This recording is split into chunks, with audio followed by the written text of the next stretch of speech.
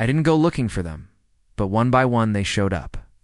Young, fearless, and just curious enough to blur lines they shouldn't have crossed.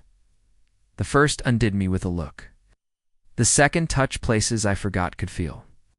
And the third knew exactly what I needed before I did. I kept telling myself it was just attention, just play, just relief. Butte in the dark, with their hands on me, their lips asking for more, I stopped caring what it was called. All I knew was I wanted it again and again. Strange how quiet the house becomes when you've grown used to silence. You'd think loneliness would echo louder, but in my case, it settled, like dust on the windowsills. Something you notice only when touched. I wasn't looking for excitement, not anymore. Not at my age. I'd had enough of it, or at least convinced myself I had. But then Ryan showed up. Not in a dramatic way. Not some film scene where the wind changes and he walks in with a halo of light behind him. No, he arrived like Mostrable.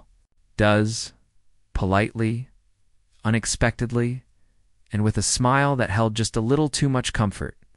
He was a friend of my neighbor's son, 18, maybe 19. That age where everything feels on the verge of paying something more. They were helping her move furniture, loud, sweaty, shirtless. I had a window cracked open for air and found myself pausing, mid-scroll, watching from behind the curtain, like I was searching for something I'd lost. That should have been it. A passing glimpse. A brief distraction. But a week later he knocked on my door, said he remembered me from that afternoon. That my neighbor told him I was nice, that he was looking for a bit of extra work, and did I maybe need help around the house? It's the way he said it, casual, direct, no hesitation. It caught me off guard. He stood barefoot on my perch in faded shorts and a tank top that clung too closely to his chest with that loose-limbed confidence young men wear, like cologne. I said yes, not because I needed help.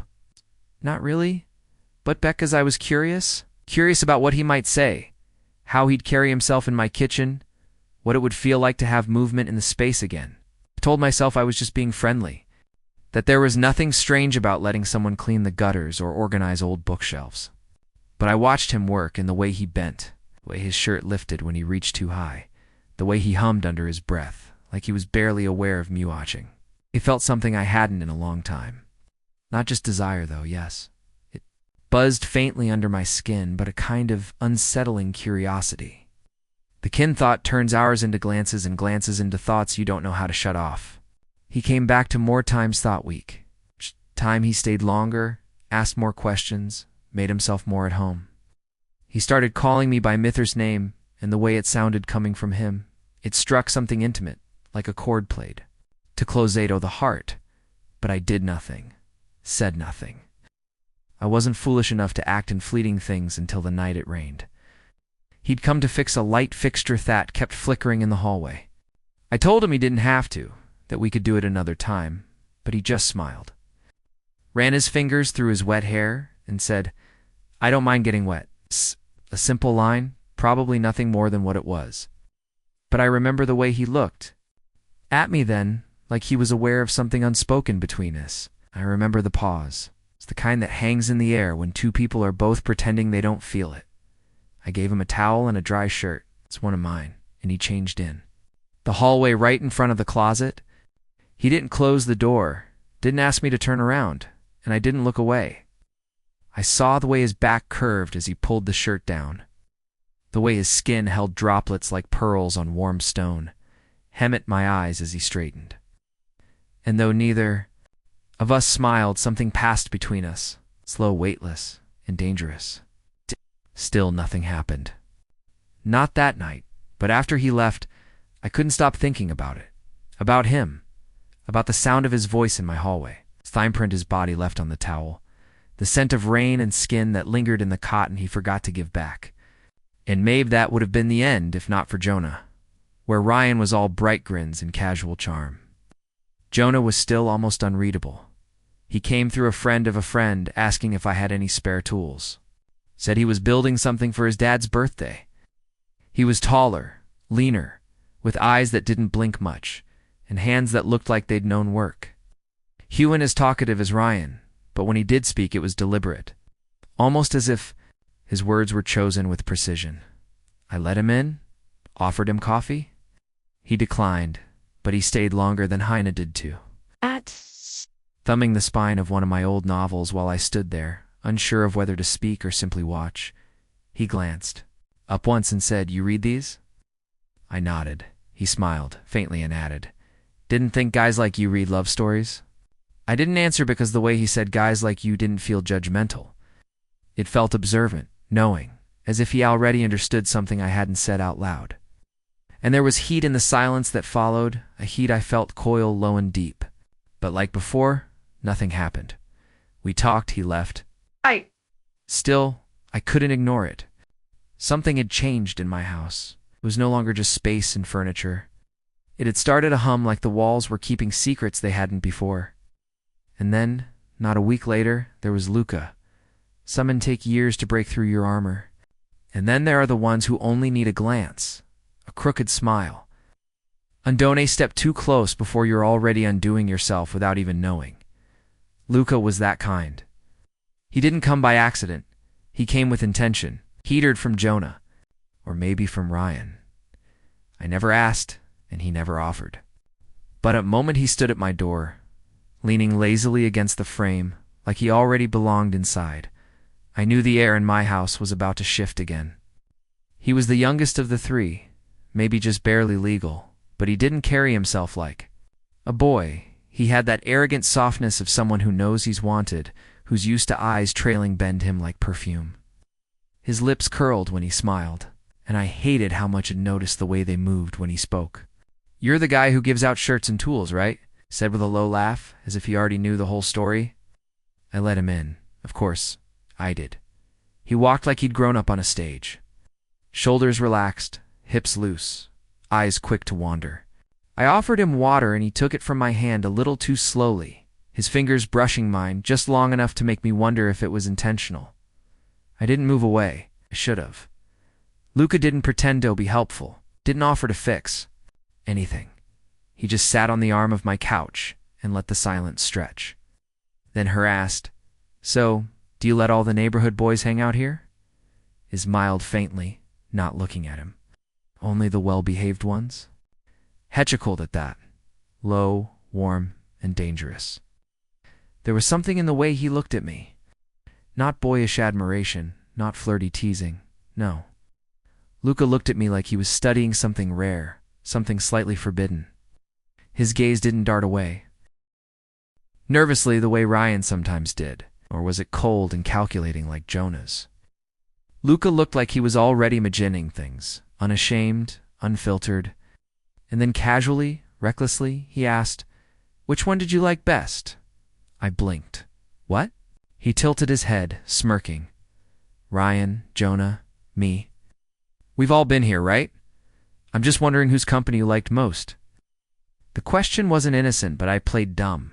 "You're imagining things." He leaned back, one leg dangling off the couch. One palm pressed into the cushion behind him. The movement tugged his shirt higher, exposing a sliver of his stomach, taut and golden under the soft light. "Maybe," he said. "But then again, maybe I'm not. It should have ended there. Should have been nothing but flirtation and silence." But that night, when he finally stood Toliv, he paused just a step too close to me. Close enough for breath to meet skin. He held my gaze for a long moment, then said, almost whispering, "You don't look at us like we're kids," swallowed, trying not to react, but he smiled knowingly, then slipped out the door without waiting for a reply. The worst part? He was right.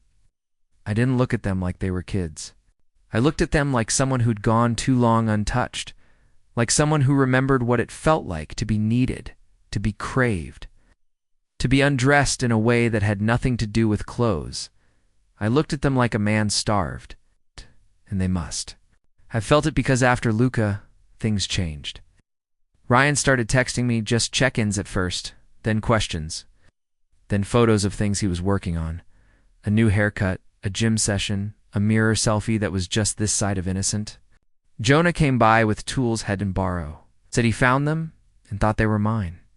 He stayed for coffee, then stayed longer, watching Mel like he was trying to crack a puzzle with no instructions. Luca returned twice that week. No excuse. Just appeared at my doorstep, holding a grin and a kind of heat and high size that made my neck flush. One of those times, he stepped into the hallway, stood very still, and murmured, "So, Ario ever going to make a move? Or should I?" I didn't answer. Not because I didn't want to, but because if I spoke, I wasn't sure I'd stop. The house becco mia. Pressure cooker. I would sit on the edge of my bed, hearing the echo of footsteps long after they were gone. I would find traces of them, scents, strands of hair, the faint imprint of a body on the couch cushions. And every time I closed my eyes, it wasn't one of them I thought about. It was all three. But the strangest thing was, none of them seemed jealous. There was no competition, no secrecy. They came and went like passing seasons, separate yet strangely aligned. It was as if they understood something I hadn't yet dared to admit. And then came the night that Ryan stayed late. I'd cooked something simple. He offered to clean up. He moved through my kitchen like he'd done it before, sleeves rolled up, arms slick from the dishwater. I was sitting nearby watching, not saying much.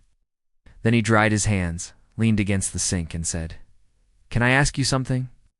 I nodded. "Do you ever think about it?" I didn't ask what it meant. I didn't have to. Instead, I asked softly, "Do you?" He didn't smile, didn't laugh. He just looked at me, his eyes darker than usual, and said, "Every time I leave here." And then he walked over slowly, deliberately, and sat beside me on the couch, closer than before. Close enough that his thigh brushed mine and stayed there. We didn't touch. We didn't need to, because the air between us had already touched everything. There's a moment right before the fall when everything is quiet, suspended. As if the world is holding its breath to see whether you'll give in.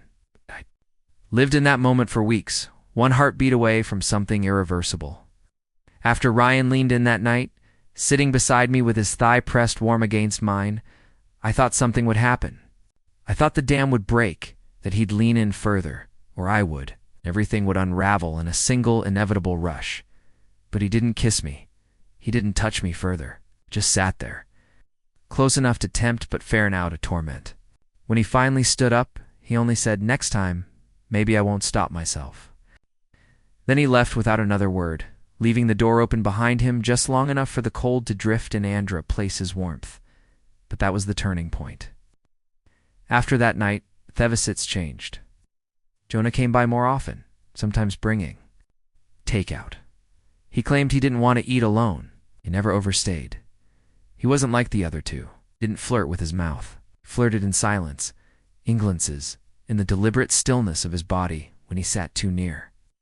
On evening, he came into the house during a storm. I offered him a drink, something warm, and he didn't refuse this time. We saw it in the dim light, our knees nearly touching. The sound of rain drumming against the roof like a warning I didn't want to heed. He took off his damp jacket and draped it over the back of the chair. His black shirt clung to him, damp and stretched.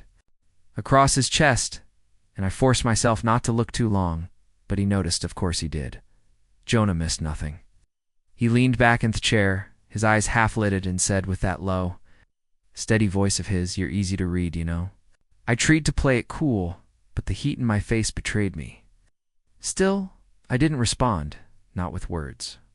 Instead, I got up to pour more wine, and when I leaned slightly over him to place the bottle down, I felt his hand graze my thigh. Not bold, not aggressive, just a touch. Barely more than a whisper of skin against skin. But it lingered, and so did the way he looked up at me. When is that down again? Closer? This time he didn't move away. Our knees touched. Our eyes didn't. And we sat like that for minutes, drinking slowly, letting the storm carry the conversation we weren't having. Then came Luca. He never gave warnings. He simply appeared. That night, I was reading in bed, something quiet, distant, just a pastime. And suddenly, there was a knock at the door. It was nearly midnight, but when I opened it, there he stood, hair damp, breath fogging in the cold, a cocky smile barely held at bay. "I was bored," he said, "and I figured you wouldn't be asleep." He wasn't wrong. I let him in, told him I wasn't in the mood for company, But he waved that off with a grin and said, "Good. I didn't come to talk." He walked straight past me into the living room and dropped onto the couch like he'd always belonged to Thier. I followed, arms crossed, more amused than annoyed, and stood over him as he stretched out like a cat basking in heat. He looked up at me, his shirt riding high again, his abdomen taut and bare. "Do you ever just want something done? Go for it?" he asked, voice low, lazy, laced with challenge. I didn't answer because yes, I did constantly. But I wasn't sure if the something he wanted was him or the feeling he stirred in me. That wild, reckless, dangerous feeling I hadn't tasted since I was much younger and far more foolish. Luca sat up slowly, arms braced behind him. His legs opened slightly, just enough to make it clear he wasn't here for polite conversation. "I think about you a lot," he murmured. "I don't know what you do to us, but we talk. Ryan, Jonah, me, and somehow you always come up." That startled me more than it should have. "You talk about me?" I asked carefully, neutral. He nodded, eyes sharp. "Sometimes. I think it's a game, a test. We're all trying to see who you'll want first or most. But lately, I think maybe you already want all of us." The words hung there like smoke. I said nothing because I didn't have a script for this moment. All I knew was that Luca was right, and he knew it. The smile that followed wasn't smug. It was intimate, understanding. He stood up and stepped in front of me, just close enough that I could smell faint trace of his cologne, something warm and citrusy like summer tangled and sweet. Hers brushed my wrist as he passed. "I'd stay if you asked," he whispered, not turning around. "But I won't beg." And then he was gone again, swallowed by the night. That was the week it stopped being a coincidence. Ryan showed up the following evening without warning. Jonah came the day after, lingering longer than usual, asking questions he never would have before about my past, my regrets, my desires. Luca sent a picture of his back in a mirror just above the waistline of his jeans with no message. None. Of them asked if they were Krasinga line because they knew they already had. And the worst part, I didn't want them to stop. I started dreaming of them. Sometimes separately, sometimes overlapping. Sometimes they stood on opposite ends of my living room, watching each other, watching me. Sometimes they touched me gently or hungrily. Sometimes I woke up sweating, heart racing, skin hot with shame and need. In daylight I could pretend it was. All harmless that they were boys playing games, and I was simply watching from the edge. But at night, I couldn't pretend. Not when the scent of them lingered on towels. Not when I'd find a forgotten hoodie and bury my face in it like a teenager. Not when I'd lie awake wondering what it would feel like to finally fully give in. And then the decision was made for. It was Ryan who set it in motion. But it wasn't. Just him. He invited me to his place one Friday evening, said he needed help putting together a shelf. Simple, easy, innocent. But when I arrived, Jonah was there too. And Luca, all three of them. No one looked surprised. No one explained. They just smiled. Different smiles, but smiles nethless. Ryan stepped forward, reached for the door behind me and closed it quietly. Luca tilted his head, that knowing glint in his eyes. Jonah said nothing, but the intensity of his gaze burned through me. That moment standing between all three of them was the first time I realized I wasn't holding the reins anymore. It should have felt wrong being alone with three of them in that room. The door closed behind me. Silence swelling around us, like a secret. But it didn't. It felt inevitable, like something long overdue. Something waiting for its tomato come loose from the shadows. They didn't speak right away. Neither did I. The only sound was the low hum of music playing from somewhere. In the background, its rhythm slow, pulsing, like breath, like heartbeat, like temptation. Ryan was the first to move, taking a few steps closer, his expression unreadable, but open. He reached out, not grabbing, not forcing, just brushing his fingers against mine. Testing the air between us like a swimmer dipping a toe into still water. "I didn't bring you here to build a shelf," he said quietly, as if confessing something sacred. I didn't answer because what could I say? I wasn't surprised. I wasn't innocent.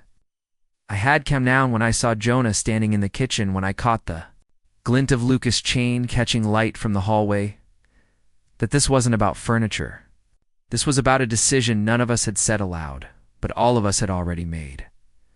Jonah leaned against the far wall, arms crossed, eyes pinned to me like he was watching me come undone in slow motion. He didn't speak, but his stillness said everything. Permission, approval, expectation. Luca, on the other hand, was already moving. I cast Ryan close enough for their shoulders to brush and came toasted just inches in front of me. His fingers slipped beneath the hem of my shirt. Not to lift it, not yet, but just to feel.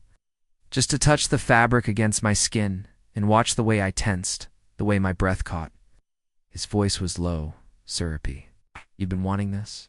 He said, not a question, a statement, a knowing. God help me, he was right. It wasn't about possession. It wasn't about power. It was about being seen, truly seen, by three young men who could have had anyone, yet chose to orbit me instead. It was about what it felt like to be desired after years of being overlooked, forgotten, or remembered only in passing. Each of them looked at me like I was something to be unraveled, not judged. Ryan's hand was still on mine, his thumb brushing over my knuckles in slow circles. Luca's touch lingered beneath me shirt, heat radiating from his palm. And Jonah moved at last. He stepped forward, steady, certain, eyes locked on mine as if daring me to flinch. He reached for my jaw and tilted my face up gently, carefully, and looked into me like he wanted to see everything. The fear, the hunger, the resistance slowly crumbling like old stone. His thumb brushed the edge of my mouth. It's not quite a kiss. Not quite a premise. "I won't hurt you," he murmured. "None of us will. But you, Javito, let go. Let go." The words echoed like thunder behind my ribs because it knew. That's what it came down to. Not youth, not temptation, not desire. This was the choice. To fall forward without bracing for the ground? To allow myself to be touched, wanted, consumed, and ill it go. Not all at once, not dramatically, but piece by piece, like clothes coming undone. I closed the distance between me and Jonah, not with a kiss, but with my hand against his chest, feeling the quiet thunder of his heartbeat, solid and warm beneath Thecaton. Ryan moved behind me, his breath near my neck, the heat of his body seeping into my skin through the air alone. Luca circled, his fingers dancing along my waist, never greedy, always teasing. They didn't rush. That was the part that ended me most. The patience, the reverence, as if I were something to be learned slowly, not devoured. Ryan slid his hands along my shoulders, strong but cautious, and whispered something I couldn't quite catch, but felt in my bones. Jonah leaned in, his lips brushing my ears. He said, "Won't you?" And Luca, God Luca, he pressed himself against me with that wicked grin, his breath hot and rapid, but his hands gentle. "Tell Moan," he whispered, as if waiting for some invisible signal that only I could give. I didn't speak. I didn't need to. My body did the answering for me. In the way I leaned into Ryan, the way I pressed my fingers into Jonah's chest, the way I turned to Luca and didn't look away. In that room, in that moment, stopped holding back. They touched me like I was something sacred. They took turns, not just with their hands, but with their attention, their energy. One would pull back as another came closer. One would hold my hand while the other brushed a knuckle down my spine. They never fought for space. They shared it, passed it between them, like a rhythm, a current, a communion of hunger and restraint. Time dissolved. I lost track of who was where, of whose breath was ghosting across my neck, and whose voice was murmuring into my shoulder. I only knew heat. I knew skin. I knew the shocking softness of mouths brushing against places no one had touched in years. They mapped me out with fingertips and patience, and I gave myself over like a country, surrendering after a long silent war. And when it finally happened, when my knees gave, and my breath caught and everything between us cracked open. It wasn't like in the stories, it wasn't perfect. It was trembling and raw, full of half-sighs and quiet groans and the sound of shirts hitting the floor. It was overwhelming, beautiful, too much and not enough all at once. Jonah held my face in both hands as if trying to memorize it. Ryan kissed the side of my neck with the devotion of someone praying, and Luca, restless, breathless Luca, dug his fingers into my hips and said my name like it tasted good in his mouth. No one spoke of love, but something deeper than lust-filled the room, something heavy and tender and terrifying. A collision of need and recognition, of knowing you're being ruined and still begging for more. Afterward, the silence was warm, no tempty, just full of breath, heartbeat, limbs tangled over soft cotton. I lay back, chest heaving, skin marked with the memory of mouths and hands, and let myself feel the ache of it all. The good ache, the ache of being touched completely. Luca fell asleep first, his body curled against mine, hair sticking to his forehead, lips parted in the faintest smile. Jonah sat at the edge of the bed, smoking in the dark, his gaze distant but calm like he was guarding something precious. And Ryan lay beside me, fingers laced with mine, thumb drawing small circles as if the night needed punctuation. I should have felt guilt. I didn't. What I felt was claimed, not owned, butchered over and over by 3 different hearts, each with their own way of loving me. And maybe that was the most dangerous part. Because once you let yourself be ripped, once you taste what it feels like to be the center of something so raw, it changes you. You begin to crave not just the touch, but the way they looked at you while they did it. Like you were worth the wait. Like your body wasn't something aging or fading, but something they wanted to memorize. And now I'm not sure I can go back. They didn't leave that night.